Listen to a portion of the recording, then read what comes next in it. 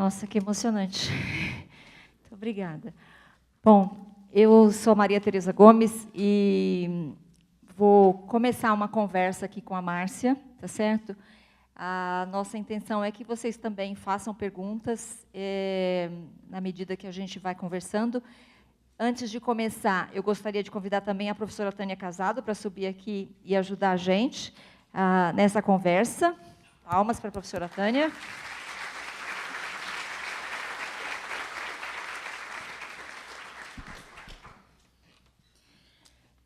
Márcia, obrigada, viu? Muito obrigada por compartilhar as suas experiências e aprendizados com a gente. Ok. Posso tirar? Eu acho que falta muito para a gente, principalmente para nós mulheres, mas também para os rapazes, esse atrevimento, né? A palavra atreva-se, ela é adequada para homens e mulheres e em qualquer carreira. Eu acho que a gente precisa ter essa capacidade, essa desinibição, né, Márcia, de ir lá e se colocar para os desafios. Mas, Márcia, você falou dos seus valores, você falou da família, você falou da sua saúde, você falou do seu compromisso social, né, de devolver alguma coisa para a sociedade. E eu queria voltar com você para a questão da sua saúde. O que você faz? Como é que é isso? Como é que você, além de sair de férias, que você falou que já sai, né? Mas o que é, no dia a dia, cuidar da sua saúde? Você tem horário para chegar, para sair, você não estende horário. Como é que você faz para se manter saudável?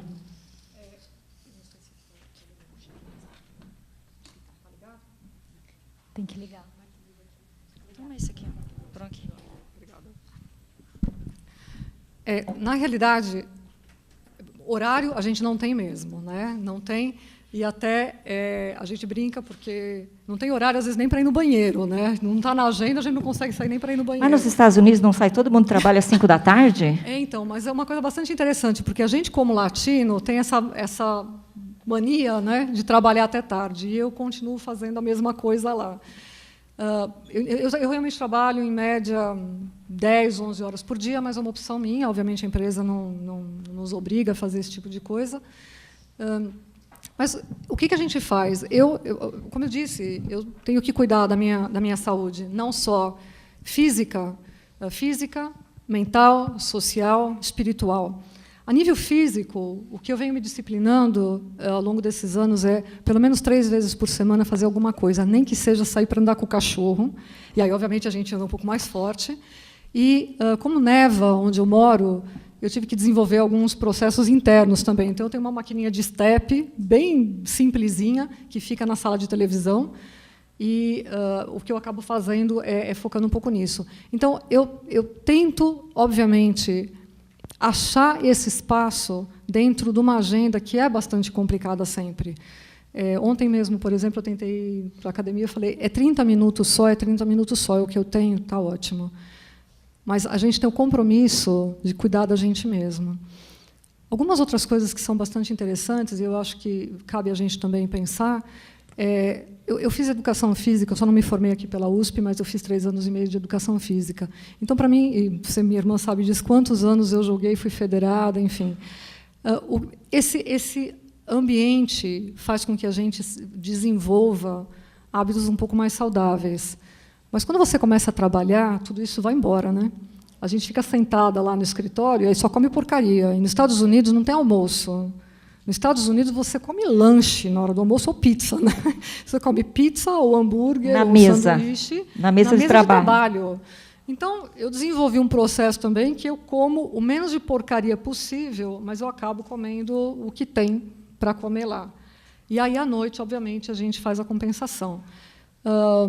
Alguns anos, nos últimos 2 anos, eu venho trabalhando muito com lifestyle medicine, onde você realmente começa a entender um pouco melhor o que você está ingerindo e como que tudo isso faz parte do seu corpo ao longo desse desenvolvimento. E, obviamente, com isso também eu estou tentando me policiar. Agora, uma coisa que o pessoal sabe, eu sou chocólatra. Eu amo chocolate e é uma coisa que eu não abro mão de comer. Então, tem toda essa parte de desenvolvimento, saúde física que a gente cuida. Obviamente, também, há uma parte de saúde social, que eu acho que é bastante importante sendo executiva.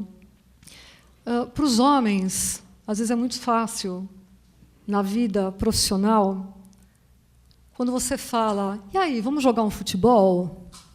Né? E os caras, depois da reunião, depois do trabalho, se encontram. A gente tem até um campo de futebol. Nós temos 45% da nossa população, no Centro de Pesquisa dos Estados Unidos, é estrangeiro. Então, a quantidade de homem que vem da Europa, da África, que joga futebol, é enorme. Então, eles montaram um campo de futebol lá.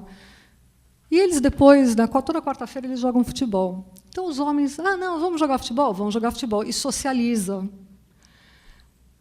Ou eles falam, vamos tomar um chopinho? Vamos tomar um chopinho. E aí, socializa. O que acontece com a mulherada? E aí, galera, vamos jogar futebol? Não vai rolar, né? Hoje não vai dar.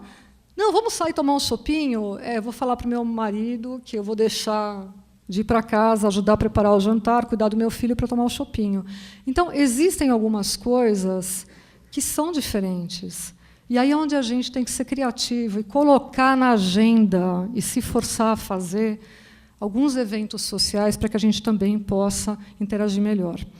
Quando eu estava aqui no Brasil, o que eu fazia a cada X meses, sempre que eu conseguia, fazia um queijo, vinho e qualquer outras coisas só das meninas no meu apartamento.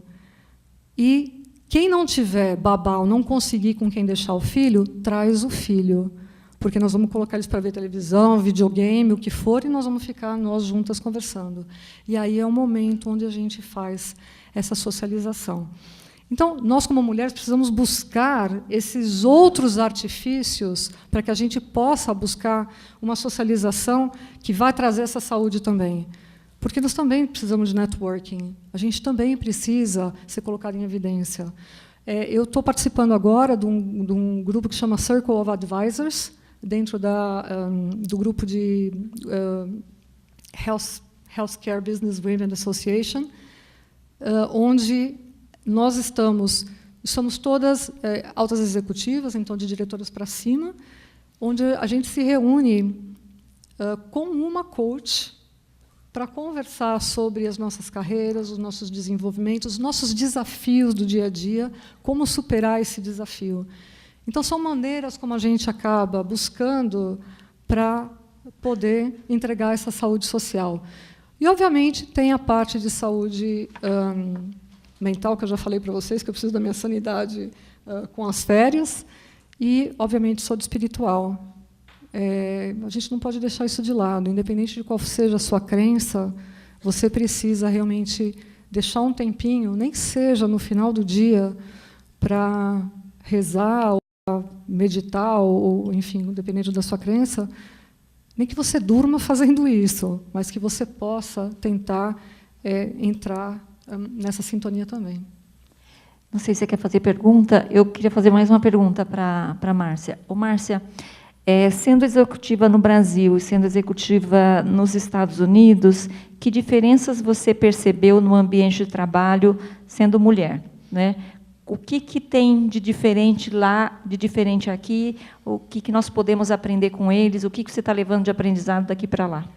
Eu acho que eles estão num estágio mais avançado do que a gente, isso não há a menor dúvida. A quantidade de mulheres em postos mais altos é bastante mais elevado do que o número que a gente vê aqui no Brasil. E há uma consciência um pouco melhor nesse sentido também. Mesmo porque existem leis, e nos Estados Unidos, felizmente, as leis são seguidas realmente. Então, existem leis para que você possa ter um ambiente de trabalho mais equalitário. Então, eu acho que o grande diferencial é o respeito que a gente acaba tendo lá, as possibilidades que a gente acaba visualizando. Agora, também não é tudo mar de rosas, não, né? Ainda há uma grande... por isso, todo esse programa que a gente desenvolveu, onde o programa DER, né, que eu comentei com vocês, onde as mulheres, muitas vezes, são discriminadas meio que na calada da noite. Então, ainda existe muito o clube do bolinha nas organizações, ainda existe muito viés inconsciente, e é um pouco esse trabalho que a gente está tentando a nível global, e aí sim, Europa e Estados Unidos também, para atingir. Bom, Márcia, tem um monte de perguntas, né? Um monte de perguntas. Bom, algumas coisas você falou assim super interessantes, porque, é claro, eu estou aqui pensando, né, na nossa relação aqui, nas coisas que a gente já sabe da Márcia e também no lado acadêmico, né? Então, achei muito interessante você falar na carreira sobre a saúde física, social e espiritual. A gente já começa a pesquisar sobre aspectos da espiritualidade, qual é o impacto disso na carreira, né? Então, achei muito interessante o que você falou, porque a gente precisa abrir esse espaço também, né? Agora, tem uma pergunta que não estava aqui no meu script, né? Mas você falou, olha, aí você chega em casa também. Eu queria que você falasse um pouquinho, vou vestir um pouco aqui, né? Aqui o papel da Tereza, um pouquinho do teu dia a dia, tá certo? Fora do escritório, que então também lá para a mulher é diferente. E esse negócio, você trabalha até mais tarde. Aí você chega em casa e vai jantar, porque você falou que você não almoça. E aí, como é que é o jantar? Então, Quem faz o jantar? Aí é onde a gente acaba tendo os acordos também, né? O meu marido é uma pessoa especial, altamente flexível, e, obviamente, como vocês já viram, ele topa, né? Quando é que a gente arruma a mala, é uma das frases preferidas. São os acordos que a gente faz também. Como que nós vamos cuidar do nosso filho, da nossa casa? Nos Estados Unidos, só para vocês terem uma ideia da dimensão, não tem empregada, né? Obviamente, até aqui no Brasil a gente sabe que já o valor, né, de se ter uma empregada, o custo é muito alto. Mas nos Estados Unidos, só como dimensão, eu pago $120 para uma faxineira ficar 3 horas na minha casa. Então, vocês imaginam, eu peço para ela vir a cada 2 ou 3 semanas, porque o custo é altíssimo, e, na realidade, para fazer a parte pesada, limpar banheiro, cozinha, isso tudo. Durante as outras 2 semanas, eu mesma, eu e meu marido, a gente divide essas tarefas. Então, nós limpamos os banheiros, nós limpamos toda a casa, eu que levo tudo para a lavanderia, eu lavo, passo, ele lava, passa, e a gente vai determinando conforme for preciso. Às vezes eu cheguei, ele colocou tudo para lavar, e agora eu passo tudo para a secadora, aí no outro dia de manhã ele dobra, e aí ou ele põe para lavar, depois eu dobro, e a gente vai dividindo essas tarefas, né? Tem o cachorro no Brasil também mora fora da casa, geralmente, né? Nos Estados Unidos, onde eu moro, em New Jersey, que neva, o cachorro mora dentro de casa com você, sol ou chuva, né? Neve ou não neve. Então, é uma dinâmica bastante diferente também. Então, todo o nosso dia, ao longo do nosso dia todo, é planejado nesse sentido. É claro que a gente tem que contar, eu não tenho família lá, então a gente tem que contar também com algumas outras estratégias. Então, eu tenho muitas boas amigas, e aí o que eu faço, por exemplo, meu filho nada, e 4 vezes por semana, eu, obviamente, estou trabalhando. Muitas vezes meu marido ele está, então ele pode levar ou trazer. Mas muitas vezes meu marido também está viajando a negócios. E aí o que a gente faz a gente faz um combinado com essas mães, elas levam, e eu, na saída do escritório, passo e pego todo mundo e trago todo mundo de volta. Então, a gente acaba achando algumas maneiras de fazer. Mas eu acho que a parte principal aqui é o combinado, é a cumplicidade com o parceiro, para que a carreira possa estar bem para os dois, porque ele também tem os compromissos dele de trabalho. Alguém na plateia quer fazer pergunta para a Márcia? Temos aqui, o rapaz aqui. Só um pouquinho, espera o microfone chegar aí, por favor.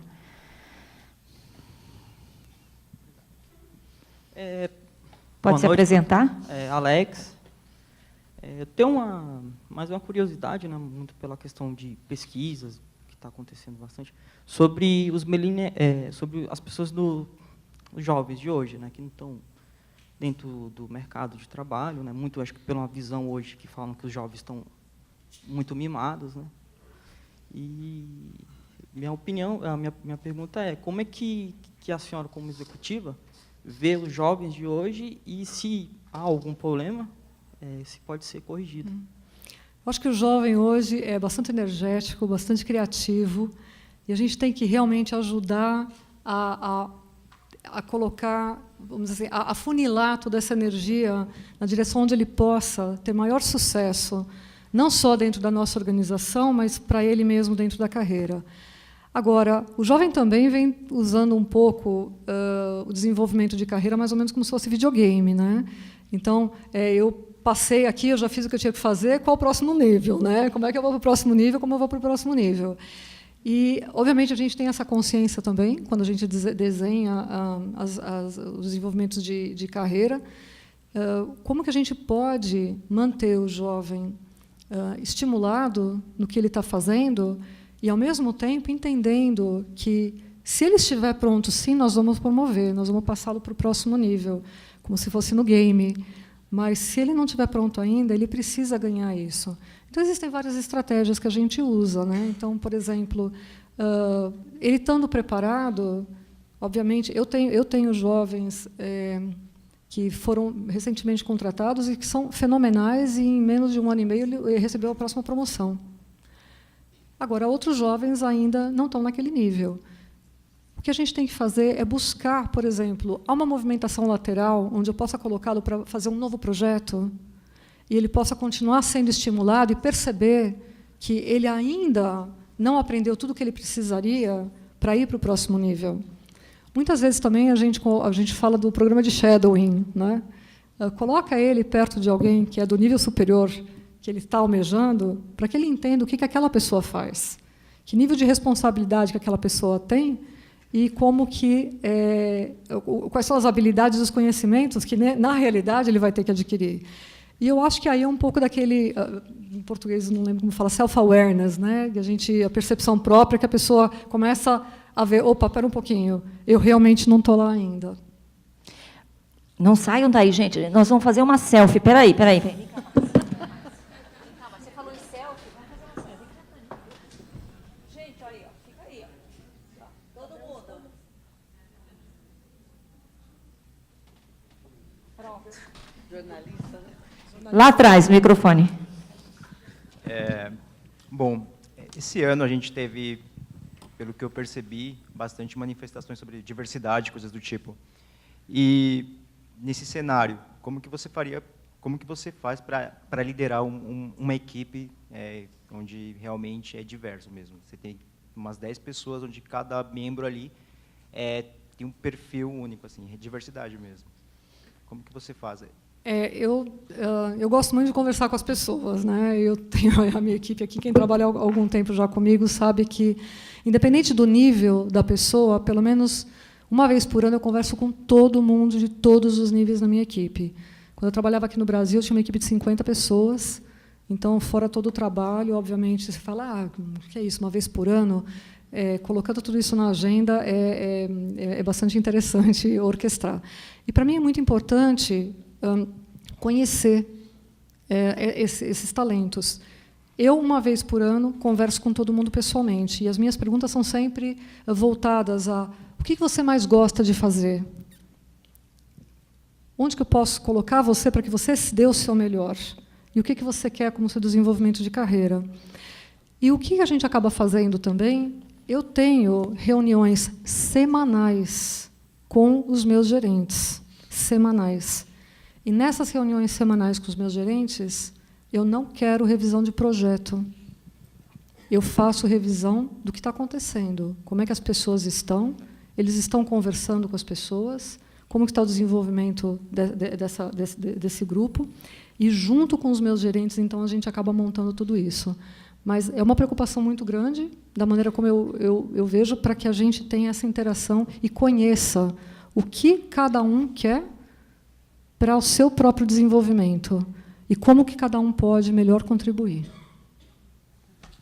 Temos mais uma pergunta ali no fundo. Referente ao programa de desenvolvimento... meu nome é Andressa. Sobre o programa de desenvolvimento da mulher que você mencionou, quais são as dicas que você dá para a gente e está tentando implantar isso no mundo corporativo. Porque a gente tem uma dificuldade muito grande, né, quando a gente tenta mostrar isso para as pessoas, a gente tem uma certa resistência, principalmente masculina. Então, eu quero saber quais são as dicas que você dá para a gente que está tentando implantar isso no mundo corporativo. Acho que a primeira coisa é que você não pode ter medo. Você não pode ter medo, você tem que tratar de igual para igual. Hoje eu participei de uma reunião, aliás, foi ontem à tarde, e uma jovem, eu acho que ela não é nem gerente dentro da organização, e ela estava colocando duramente os seus pontos quando o Senior Vice President estava fazendo um monte de questionamento. Ela levantou e falou, não é assim. E colocou muito claro o que estava acontecendo. Então, eu acho que a gente não pode ter medo, só que, para você não ter medo, você tem que estar muito bem preparada. Você não pode simplesmente achar que, fazendo o arroz com feijão, você vai fazer diferença. Então, você tem que se preparar muito bem, dar o seu máximo, e realmente não ter medo de se colocar à evidência, colocar na frente das outras pessoas e colocar o que você está pensando. E tudo, obviamente, depende da situação, do momento, mas se for preciso falar duro, tem que falar duro, e se for preciso ficar quieta também. Então, são essas coisas que a gente, ao longo da carreira, vai aprendendo e vai gerenciando. O frango com batata não ficou bom, a gente vai ter que fazer de novo. Espera aí, gente.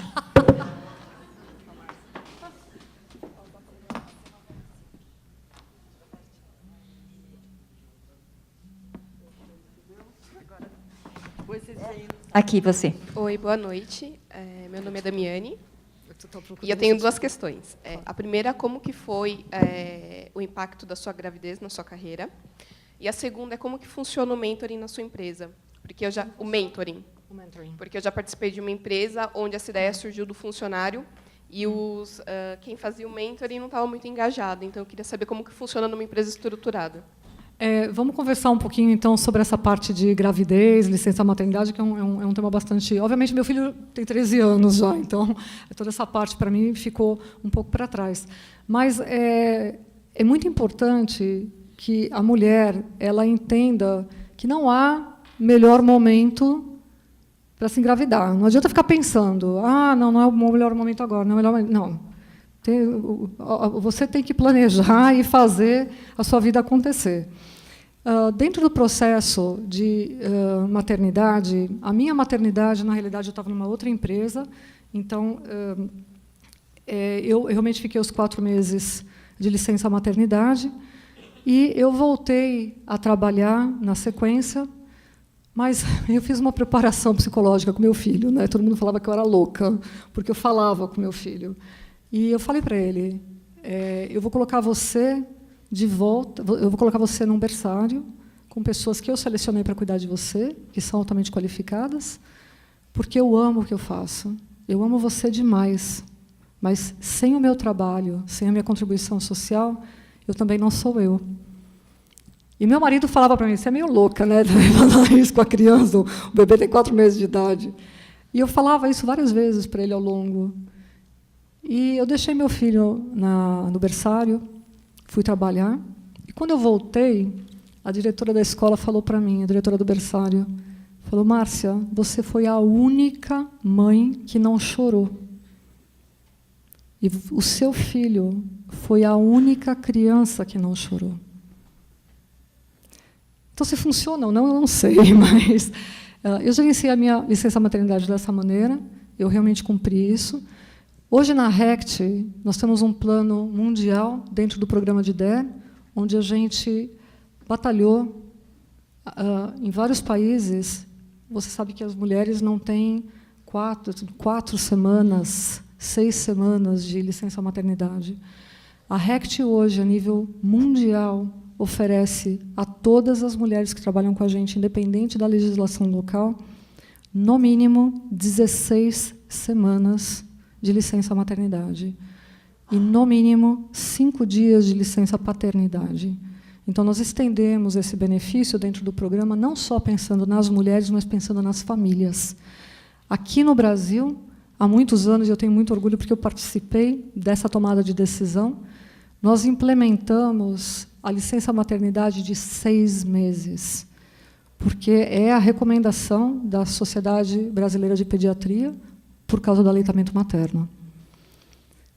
E, para os pais, aqui no Brasil, nós temos licença paternidade de 20 dias. Tudo isso focado nos nossos funcionários.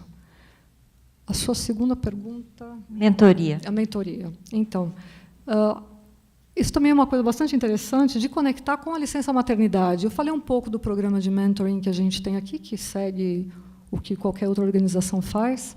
Nós temos o programa de mentoring voltado à mulher também, né? Com talentos de potencial, mas que os mentores são homens e mulheres.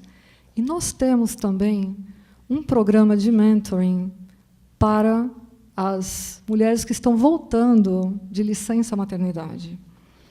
Esse programa, não só... o programa é maravilhoso da parte de licença maternidade, porque antes dela sair para a licença, ela conversa, então, num programa onde ela vai conversar com o supervisor direto dela e montar o plano da saída dela, como é que vai ser essa transição. Durante a licença maternidade, ela pode participar de webinars, onde ela vai ter discussões diferentes, se ela quiser. Não é obrigado, porque, obviamente, é uma decisão espontânea dela. E, na volta da licença maternidade, se for do desejo dela, é alocado um mentor, aliás, uma mentora, que é uma mulher que passou pelo mesmo processo de licença maternidade nos últimos 3 anos e que também teve essa experiência e que vai poder ajudá-la nesse momento. Eu tenho, nesse momento, uma mentorada minha, de muitos anos já, que saiu de licença maternidade e voltou, então eu contei toda essa história de falar com o filho, né, e tudo mais, e ela voltou e falou: Márcia, eu usei, viu, e funcionou. Então, e, fora isso, a parte de mentoria, nós colocamos uma pessoa para trabalhar junto com ela, e ela não fica no Brasil. Ela fica fora, e os mentores também não precisam estar no mesmo lugar. Então, a gente faz essa alocação para que ela possa ter uma maior oportunidade de voltar e se reintegrar ao trabalho. Eu quero aproveitar a oportunidade. A professora Tânia falou que eu sou presidente da Professional Women's Network. Quem tiver interesse é pwnsãopaulo.net, o nosso site. E a PWN tem essa missão de ajudar as empresas a terem mais liderança feminina. E uma das coisas que a gente faz aqui na PWN São Paulo é um programa de mentoring, que é liderado pela professora Tânia Casado. Nós temos presidentes de empresas que são mentores das nossas associadas. Nós temos aqui... Cadê a Marinha? Eu vi a Marinha entrando. Ah lá, Marinha. É uma mentee nossa, do nosso programa da PWN. O pessoal aqui virou e não conseguiu te ver, Marinha. Olha, muito bem. A Marinha é uma espanhola que mora em São Paulo, trabalha em banco, uma jovem super talentosa, que é nossa associada, é mentee do nosso programa de mentoring. Eu não lembro quem é o mentor da Marinha, mas quem é seu mentor? A Olga Colpo. A Olga Colpo, que foi presidente de empresa, foi sócia da PricewaterhouseCoopers, enfim, é uma voluntária nossa que é mentora do nosso programa. Você quer falar alguma coisa sobre o programa, Tânia? Bom, tem isso, então vocês olhem no site da PWN, e também nós temos aqui no escritório de carreiras, a gente tem algumas atividades também focadas, não só em mentoria, mas focadas também em coaching, né? Então, nós temos também atendimentos individuais para os nossos alunos de graduação, tá bom? Então, acho que são coisas que a gente... E tudo voluntário, né? Eu só queria também lembrar que, quando a Márcia falou, e a minha pergunta também tem a ver com essa diferença entre Brasil e Estados Unidos, essa coisa da comunidade, do como se resolvem essas coisas, né, do dia a dia, do juiz, da carona. Como é que a gente também pode aprender um pouco disso, né, Márcia? E também para ressaltar que a Márcia, quando estava vindo para o Brasil, entrou em contato com a gente e falou assim: olha, eu estou indo para o Brasil, vamos fazer uma conversa aí, quer dizer, também... voluntariamente, né, se colocou para vir aqui, falar para a PWN, falar para o nosso escritório carreiras, eu acho que... Então, como é que a gente faz isso, ô Márcia? Porque eu acho que... Não sei se você percebe uma diferença entre Brasil e Estados Unidos, né, entre esses dois povos nessa...